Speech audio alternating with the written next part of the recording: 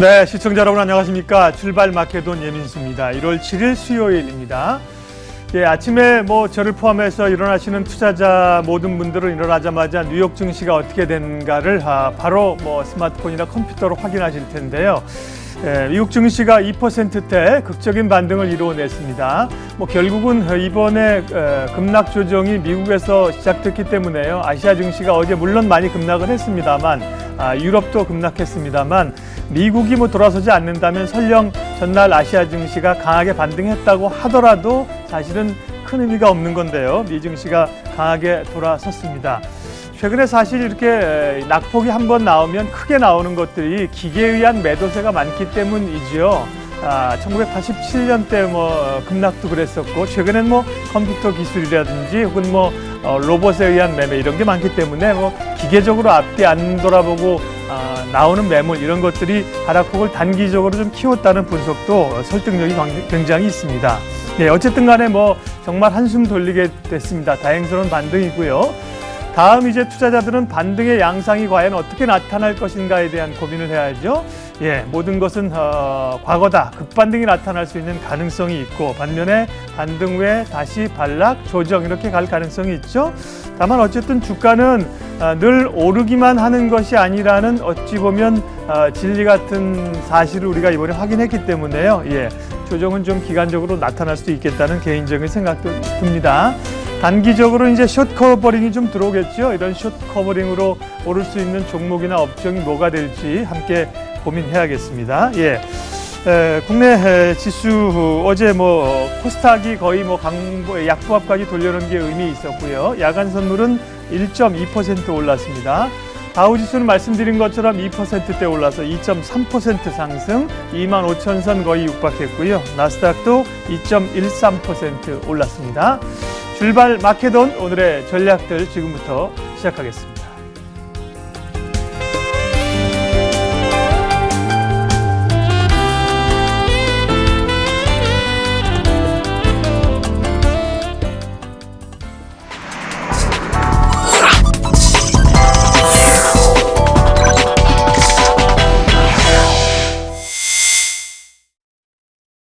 예, 첫 코너 장영혁의 마켓 시그널입니다. 한국투자증권 이프렌즈예요. 장영혁 팀장님 함께합니다. 어서 오십시오. 네, 안녕하세요. 며칠간 고생했습니다. 팀장님 참 어려운 기간 동안에 물론 이제 하락이 끝났다고 볼 수는 물론 없는 거지만, 그렇죠. 어쨌든 한숨 돌렸는데 어려운 기간에 중심을 잘 잡아주셨고 한밤에 미증시가 이제 강하게 좀 돌려놨는데. 의미를 좀 이제 해석하고 방향을 제시해 주셔야죠. 네, 저를 포함한 많은 투자자분들이 잠 설쳐가면서 어제 미증시 출발할 때만 해도 주식 못 해먹겠다라는 생각하신 분들이 종종 계셨겠습니다만 오늘 아침 일어나서 지수를 확인해 보시고는 역시 빠질 땐 사야지 라는 얘기를 하시는 분들이 아마 나오셨을 겁니다. 전일 미증시 얘기서부터 먼저 좀 해보려고 합니다. 예, 그래야죠. 어제 월스트리트 저널이 이런 얘기했어요. 증시 이해하려고 노력하지 마라. 증시는 원래 비이성적이다. 라는 얘기를 했는데 이번에 테스트 당한 건 바로 당신이다. 라고 얘기를 월스트리트 저널이 했습니다. 그러니까 미증시 6% 빠진 걸로, 그러니까 지난주 금요일 그리고 월요일 빠졌던 6% 빠진 걸로 당신이 만약에 이번에 떨었다라고 한다면 당신 너무 많이 투자하고 있는 겁니다. 라는 얘기를 월스트리트 저널이 했어요. 넌 저널이라 써라. 이렇게 얘기할 수도 있겠습니다만, 큰 의미를 가지고 있다고 봅니다. 우리가 과거에도 3, 4%대 조정, 이런 것들 처음 본 거 아니잖아요. 그럼요. 네. 봐왔었던 건데, 우리가 워낙 늘 공포감이 있죠. 워낙 긴 시간을 이제 상승만 보다 보니까. 맞습니다. 이게 이제 익숙치 않았던 거고, 그럼 이거 왜 빠졌냐? 왜 빠졌냐라는 이유를 시장에서 계속 찾아내려고 노력을 하다 보니까 원래 비이성적인 시정이 이성적으로 무언가를 자꾸 찾으려고 했었다는 거죠. 그래서 그게 100%의 이유가 되지 않음에도 불구하고 어떤 이유를 하나 갖다 붙여놓고 좀 이따 두 번째 코너에서 이제 금리 얘기를 조금 더 할 텐데, 금리 올라가는 건 너무나 당연한 현상인데 이거 가지고 핑계를 너무 많이 댔다는 거죠. 그래서 다른 거 다 집어치우고 이 어제 나왔던 현상만 첫 코너에서 한번 짚어보고 두 번째 코너에서는 그럼 앞으로 어떻게 할 건데 라는 부분을 얘기를 한번 해보도록 하죠. 어제 장중에 니케이 보면서 많이 어이없으셨던 분들도 많으셨을 거예요. 이것도 이 시사점이 좀 있는데 네. 레버리지 ETF 같은 경우에 뭘로 이루어져 있습니까? 우리 레버리지 뭘로 이루어져 있어요? K200하고 선물 포지션 값으로 레버리지 수익률을 만들어내잖아요. 네. 그럼 레버리지에 대해서 시장이 와장창 깨져 내려간다. 그럼 레버리지 수요가 떨어지겠죠. 그럼 과거에 갖고 있었던 레버리지 청산 수요가 나올 거 아닙니까? 그럼 청산 수요 나올 때 뭐 어떤 현상이 벌어지겠어요? 현물가 팔고 선물가 팔고 이거 너무나 당연한 모습이죠. 일본은요 4배수 ETF까지 나와요. 우리 2배수 ETF 가지고도 포지션 네. 이 차익 거래 가지고 그죠. 말들이 예. 많은데 일본은 4배수까지 나옵니다. 4배수까지. 예. 그러면은 전일 니케이가 장중 7% 빠졌는데 예. 뭐 이해가 되죠. 그리고 좀 있다가 미국에서도 이 빅스 관련된 해지 상품들이 굉장히 많은데요. 이 빅스가 전일에는 20% 다시 빠졌는데 빅스가 어느 레벨을 딱 올라가고 나니까 말 그대로 기계적으로 쏟아지는 매도물들도 물론 어제 그저께 시장에서의 매도물이 100% 이거라고 설명할 수는 없지만 상당 부분 기계적인 매도 부분에 쏠려 있었던 부분들이 굉장히 강하다는 겁니다. 그럼 빠질 때 이건 뭐지라고 빠진 시장이 있다라고 한다면 올라갈 때도 이건 뭐지라고 올라가는 지수 상승이 있을 거라는 거고 그게 전일 시장에서 바로 좀 티가 났다라고 보시면 될 것 같고요. 환 얘기도 좀 할게요. 어제 관심 있으신 분들은 보셨을지 모르겠는데 어제 장중에 우리 원달러가 얼마까지 갔는지 혹시 알고 계신가요? 어제 1098원 60전까지 갔어요. 그랬군요. 거의 1100원 육박했군요. 그러니까 저희가 지난 방송에서 1050원 어림없어요 라고 얘기하면서 이 올라봐야 1090원 1100원이겠지만 한 밑으로 더 빠지지 않을 겁니다 라고 말씀을 드렸었는데 어제 장중에 1098원 60전까지 갔습니다. 네. 근데 어제 간밤 NDF가 얼마 빠졌는지 알고 계십니까? 급락했죠? 15원인가 이렇게 밀렸던데. 어제 NDF가 10원 70전 빠졌어요. 1080원입니다. 그러면 지난 3거래일 동안에 원달러가 한 30원 이상 튀었던 거거든요. 그거 어제 장중에 뱉어내고 어제 야간 NDF에서 뱉어내고 지금 다시 1080원으로 내려왔어요. 시장이 위험하게 돌아갈 때 원화의 약세 가속이 붙잖아요. 근데 지금 원화의 약세 가속이 어제 장중에 붙었던 것보다 무려 20원 가까이 낮다는 점입니다. 그럼 이것도 우리가 한번 생각해 볼 수 있는 대목이고 어제 필라델피아 반도체 지수가 3.6% 올랐어요. 네. 어제 애플이 4%대 올랐고 마이크론이 10% 이상 올랐습니다. 그래서 뭐 거기다가 뭐 이런 얘기하면 안 되겠습니다만 대만에서 동부 지진이 또 크게 나서 뭐 이것도 또 뭐 디스플레이 업종이나 네. 반도체한테는 반사익 얘기가 좀 나올 수 있는 시점이고요. 그래서 이런 부분들까지 다 섞어서 본다라고 하면 글쎄요, 저 어제 아침 방송 나와서 그 4% 이상 빠진 급락장에 지금 팔 때 아닙니다라는 걸 얘기하기가 사실 쉽지 않은 부분인데 어제 뭐 그래프 한번 보여주시겠어요? 어제 이 거래소 지수하고 코스닥 지수 최근 일봉 한번 보여주시죠. 일봉 한번 보여주시면 이게 선뜻 이해 가시는 투자자분들이 얼마나 되겠어요? 이게 차트로 보면 되게 웃기게 생겼거든요. 그러니까 코스닥 같은 경우 보게 되면 저런 게 차트가 만들어질 수가 있나라는 생각이 들 수 있을 정도로 저럴 거면 왜 뺐나라는 생각이 충분히 들 수 있는 차트입니다. 그래서 오늘 시장에서는 글쎄요, 어제 미증시가 상당 부분 퍼포먼스가 약했으면 분명히 오늘 시장에서 이 이야기 나왔을 거예요. 어제 우리는 상당 부분 선반영하지 않았느냐. 그럴 수 있죠. 미증시의 하락 부분을 다 녹이지 않았다라고 얘기를 할 수가 있었을 텐데 어제 미증시 퍼포먼스가 기대치 이상을 보여주면서 오늘 추가적인 방향성, 이 회복 부분에 대해서 기대치가 높아질 것으로 보여집니다. 먼저 차트 3개만 한번 보도록 하죠. 좀 전에 말씀드렸던 부분들의 좀 연장선상이라고 보시면 될 것 같은데요. 우리가 이번 하락을 굉장히 깜짝 놀라서 본 이유는 한동안 오르기만 했었던 이 지수를 보다가 이틀 6% 하락을 반영을 하다 보니까 그냥 움찔 놀란 거죠. 그러니까 이 이유가 뭐냐? 이유가 뭐길래 이 거래일 만에 1월달 상승분을 다 녹여냈냐?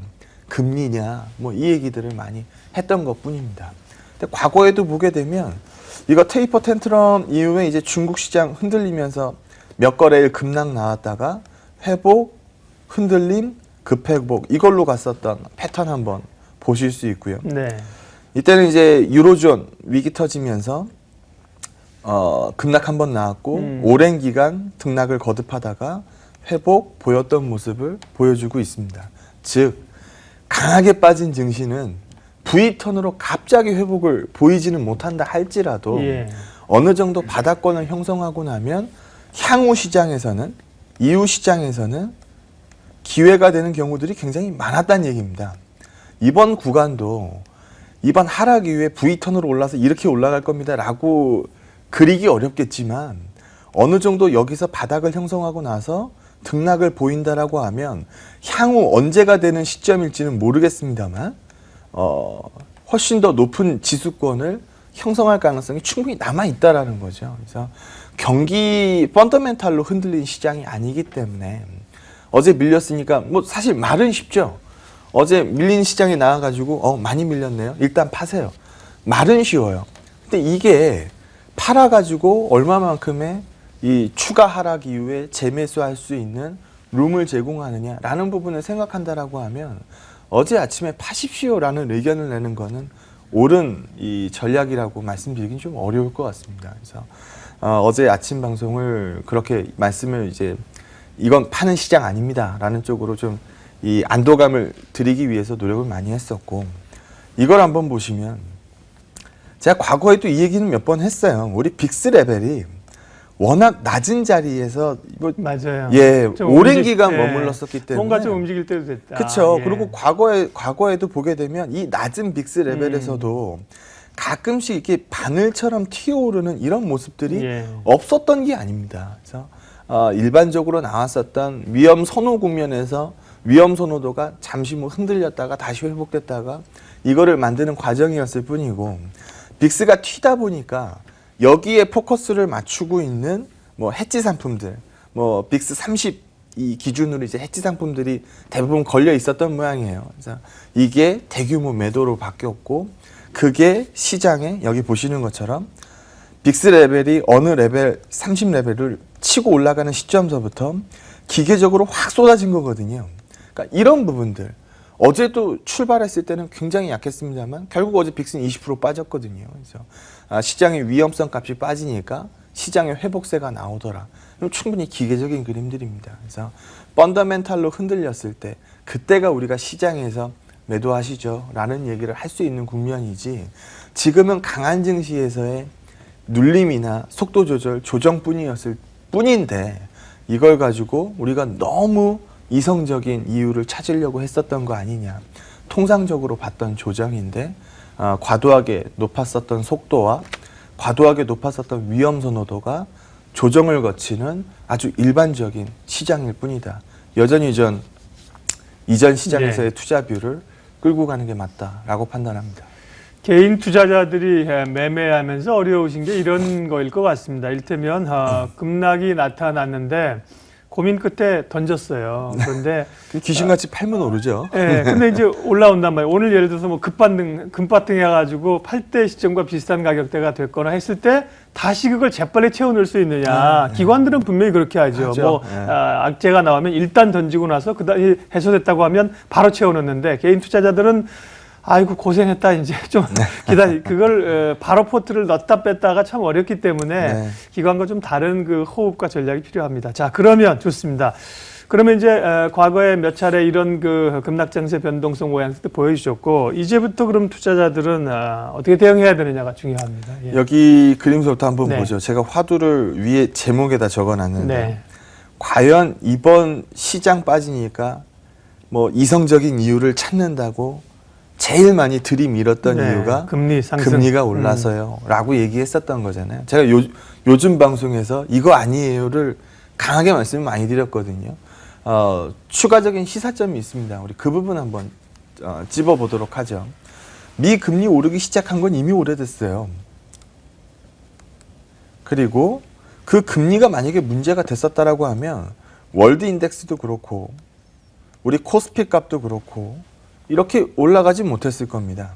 근데 왜 지금 구간에 와서 이제 와서야 이거 금리가 너무 많이 올라서요 라는 얘기가 갑자기 튀어나왔느냐. 여기에 대해서 어제 방송에도 잠깐 말씀을 드렸습니다만 가장 큰 쉴드를 제공했었던 건, 안전판을 제공했었던 건 이 그림입니다. 달러가가 계속 약하잖아요. 어제도 달러의 움직임은 굉장히 안정적이었습니다. 어제 아침 방송에도 제가 이거 시장 안 부러집니다, 달러가 튀지 않았어요 라는 부분으로 어제 방송을 마무리를 했었는데요. 어제도 그 모습 똑같이 나왔습니다. 그래서 조정이라고 있는 이유라고 보시면 될 것 같고, 금리가 시장의 트리거라고 읽기에는 어렵다. 왜 어렵냐, 여기 보시는 것처럼 최근에 유가면 유가, 뭐 상품가면 상품가, 싼 걸 찾기가 어려웠어요. 그러다 보니까 우리 코어 CPI 값은 변동성이 큰 이 음식료나 에너지를 빼고 계산을 합니다. 근데 일반 CPI는 에너지가가 포함이 돼 있죠.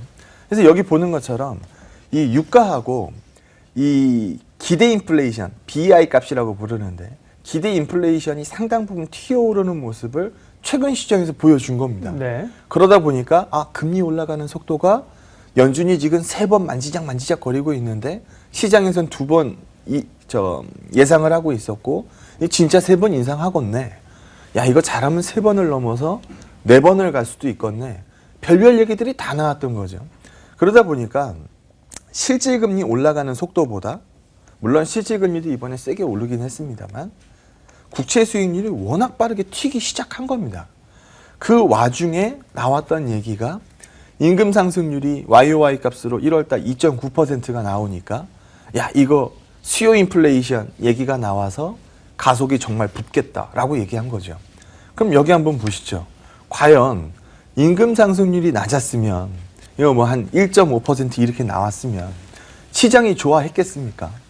지금 금리 올라가는 속도가 빠를까봐 우려해서 시장이 빠진 거라고 한다면, 이 경제지표 부진하게 나왔으면 분명 이렇게 얘기가 나왔을 겁니다. 이 경기가 부진함에 비해서 시장이 너무 높은 거 아닙니까? 밸류에이션 부담 있는 거 아닙니까? 이렇게 읽었을 수도 있어요. 오히려 금리 올라가는 속도가 빠를 것 같아서 시장이 빠졌어요 라는 것보다, 지금 이 시장이 이 경기 펀더멘탈보다 시장이 너무 많이 올랐어요 라고 얘기하는 게 훨씬 더 하락 충격이 크게 올 수 있는 이슈거든요. 저는 오히려 이 부분이 악재가 아닌데, 이 악재로 계산됐었던 이 해프닝에 대해서 시장이 오해할 필요가 없다라는 부분에 대해서 강조를 좀 드리고 싶은 겁니다. 그래서 여기 그림을 오늘 주로 말씀드리고 싶은 건 이 그림인데, 금리 핑계 대지 마라. 시장에서, 제가 과거 방송에서 이 얘기를 했나 모르겠어요. 오르막길 올라갈 때 우리가 운전하면 어떻게 하죠? 오르막길? 엑셀을 꼭 밟아줘야 차가 올라가죠. 네. 내리막길 내려갈 때는요, 엑셀을 안 밟아도 차는 내려갑니다. 오히려 가속이 붙을까봐, 엑셀을 밟고 있지도 않은데 가속이 붙을까봐 우리가 브레이크를 밟으면서 내려가죠.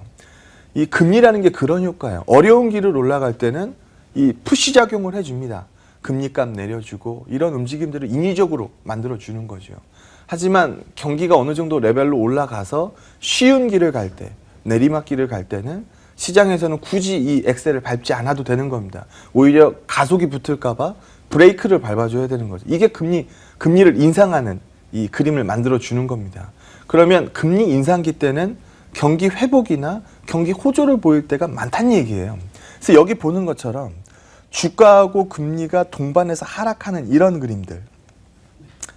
그림들은요, 지금 시장에서 우리가 주식시장 깨지면 어쩌죠?